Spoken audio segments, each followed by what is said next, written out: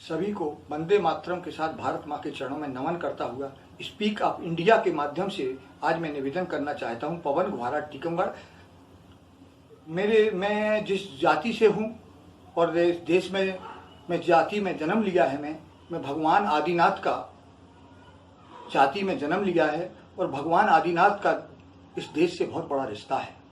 उनके 2 पुत्र थे, वैसे तो 101 पुत्र थे, 2 पुत्रियां थीं, लेकिन 2 पुत्र बहुत ही अपने आप में देश को विश्व को चलाने में महान माने गए। उनके एक का नाम था बाहुबली, दूसरे का नाम था भरत। भरत और बाहुबली के बीच में छोटा भाई बड़ा भाई ये शब्द था और उनके माध्यम से इस देश में 6 विद्याओं का एक संदेश आया आदिनाथ भगवान का कि असी मसी कृषि विज्ञान और वाणिज्य और विद्या, इन 6 के माध्यम से इस देश दुनिया को चलाने का एक रास्ता आदिनाथ भगवान ने दिया था। और भगवान बाहुबली और भगवान भरत को उनने अपने पुत्र के रूप में दुनिया को संचालित करने का रास्ता निकाला।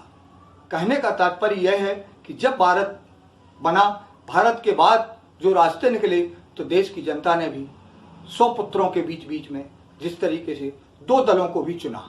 एक दल का नाम था भारतीय जनता पार्टी, एक दल का नाम था भारतीय राष्ट्रीय कांग्रेस। लेकिन भारतीय राष्ट्रीय कांग्रेस इस देश में 70 साल राज की।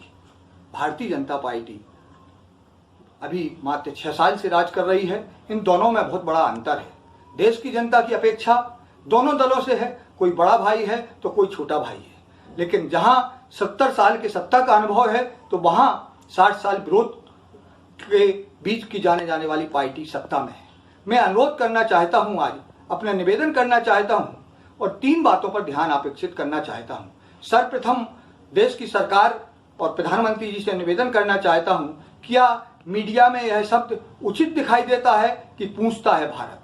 क्योंकि मीडिया जब बार बार ये कहती है पूछता है भारत, तो यह शब्द विस्मृत जाता है। इसलिए मैं आपके माध्यम से निवेदन करना चाहता हूं कि मीडिया के माध्यम को एक सुधार करें और मीडिया पूछता है ये शब्द लागू करा दें। पूछता है भारत अच्छा संदेश नहीं जाता है। देश पूछता तो है, पूछता नहीं है। इसलिए मीडिया के माध्यम से इसमें सुधार किया जाए कि पूछता है मीडिया, पूछता है भारत को बंद किया जाए। और उस विचार के साथ दूसरा विचार मेरा है, माननीय जी, मैं दूसरे विचार के माध्यम से कहना चाहूँगा, निवेदन करना चाहूँगा कि इस कोरोना के बीच में जो पीड़ा सर्वाधिक देश में दिखाई दी, मजबूर और मजदूर दिखाई दिया, वह मजदूर 70 से 80% यदि बताया जाए, आपको देखा जाए चित्रों में, तो बुंदेलखंड से आया है।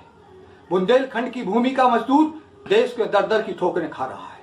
मैं निवेदन करना चाहूँगा, मैं चूंकि बुंदेलखंड की जन पीड़ा को जानता हूँ, समझता हूँ, इसलिए निवेदन करना चाहूँ कि बुंदेलखंड की पीड़ा में एक बहुत बड़ी आपदा आई थी। जो आपदा थी भ्रष्टाचार की। डॉक्टर मनमोहन सिंह जी ने बुंदेलखंड की जन पीड़ा को समझते हुए 7200 करोड़ रुपए का एक बहुत विशाल पैकेज दिया था इस विकास कार्य के लिए। उस पैकेज का जिस तरीके से जिस दल की भी सत्ता रही हो, चाहे छोटे भाई की सत्ता रही हो, चाहे बड़े भाई की सत्ता रही हो, लेकिन सत्ता जिनकी थी उनके बीच में बुंदेलखंड पैकेज का भ्रष्टाचार तारमतार हो गया।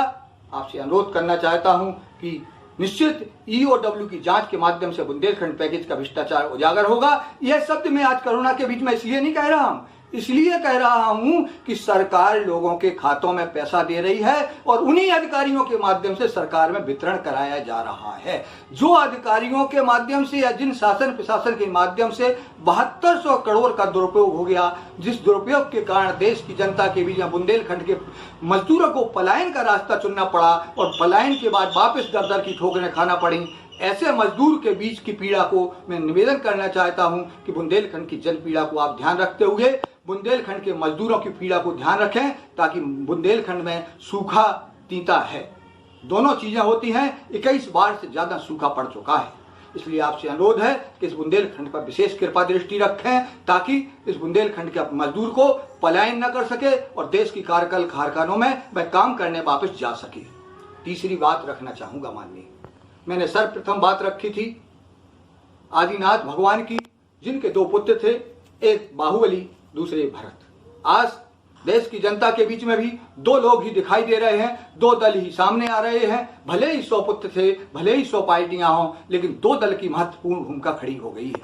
एक दल है भारतीय राष्ट्रीय कांग्रेस, जिसका नेतृत्व माननीय सोनिया गांधी जी, माननीय राहुल गांधी जी, मनमोहन सिंह जी, प्रणब मुखर्जी जैसे तमाम विश्व के में अपनी एक छाप बनाने वाले नेता सत्ता के बीच में रहे और उनने देश को चलाया।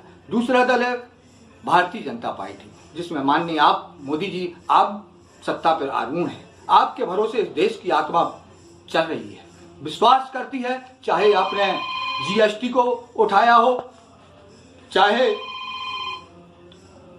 अन्य किसी माध्यम से उठाया हो, चाहे नोटबंदी की हो, चाहे कोई भी दूसरा दल के बीच में सत्ता है। आप देश को संचालित कर रहे हैं, जीएसटी से लेके नोटबंदी से लेके तमाम राष्ट्रीय मुद्दे आज देश में देश की जनता स्वीकार करती है। आज कांग्रेस पार्टी ने आपके सामने इस विकट परिस्थिति में आगे हाथ बढ़ाकर सुझाव दिया है कि मजदूर के खाते में आप 10,000 रुपया सीधा डालिए।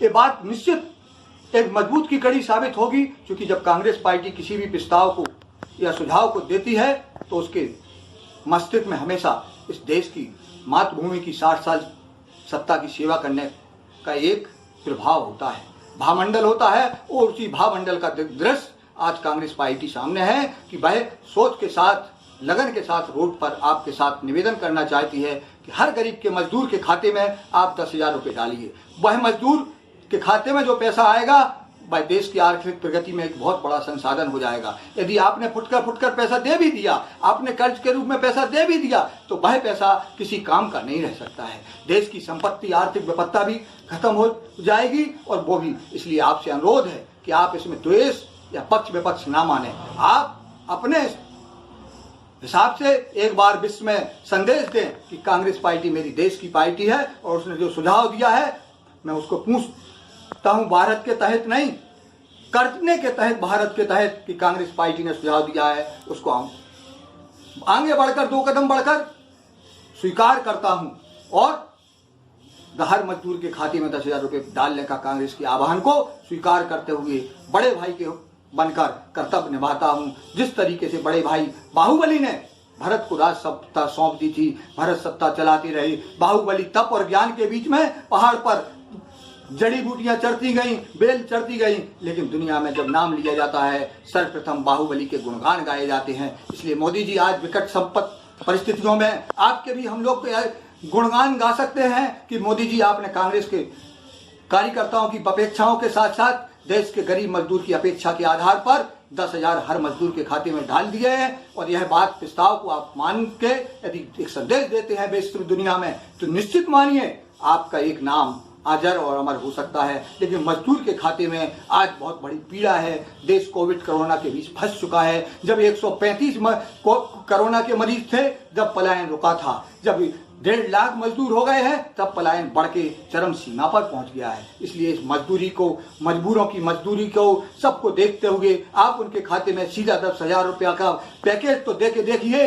आपके साथ में देश खड़ा है, देश दुनिया आपके साथ खड़ी होगी। लेकिन एक बार आप कांग्रेस पार्टी के इस सुझाव को मानिए, विश्व में आपको भी लोग कहेंगे कि दुनिया का एक नेता ऐसा भी है जो सत्ता के साथ विपक्ष के बात को मानता है और विपक्ष को साथ में लेके चलता है। टीवी के माध्यम से द्वेष और कलेश न फैलाएं, क्योंकि कोरोना की जो महामारी फैल रही है वह टीवी में जनता परेशान हो रही है। देश में द्वेष और कलेश राजनीतिक प्रतिशोध ना हो, क्योंकि भगवान आदिनाथ के जिस तरीके से 2 पुत्र थे, भगवान बाहुबली और भगवान भरत, उसी तरीके से इस देश की मजदूर की, गरीब माँ की, बेटी की, छोटे से बच्चे की, जो पेट में बच्चा है उसके भी 2 भाई हैं, वो है भारतीय जनता पार्टी और कांग्रेस। उनके भरोसे देश कोरोना की इस लड़ाई को विश्व के साथ लड़ने को खड़ा है। इसलिए मैं आपसे आह्वान करता हूं, निवेदन करता हूं, करबद्ध निवेदन करता हूं कि आज बहुत मार्मिक कठिन समय है। बहुत ही मानवीयता सामने खड़ी हो गई है, मानवता संकट में खड़ी हो गई है। इसलिए आइए, आप बढ़ के आइए और 2 कदम आगे आइए और बाहुबली बनकर कांग्रेस पार्टी के 10,000 मजदूरों को खाते में डालने वाले आह्वान को स्वीकार करते हुए मंत्रिमंडल के प्रस्ताव पारित करा के एक लाइन में जिस तरीके से 370 का रातों रात राष्ट्रपति महोदय से दस्तखत हो गए थे, 370 लागू हो गई थी, उसी तरीके से कांग्रेस पार्टी के इस प्रस्ताव को कि 10,000 रुपए हर मजदूर के खाते में जाएंगे, राष्ट्रपति महोदय के भी दस्तखत हों और कोरोना के बीच में एक देश में पुनः दीपावली जलाइए, पुनः थालियां बजवाइए। हम आपके साथ खड़े हैं, देश की जनता आपके साथ खड़ी है, लेकिन देश की जनता की करुणा को, विकास, आर्थिक विकास को, शिक्षा को बहुत ध्यान देने के लिए आवश्यकता है। इसलिए मैं पवन गुहारा पुनः प्रणाम करते हुए 3 बातों पर ध्यान करने का आपसे निवेदन किया है। स्कीप ऑफ इंडिया के माध्यम से आपको पुनः प्रणाम करता हूँ। जय हिंद।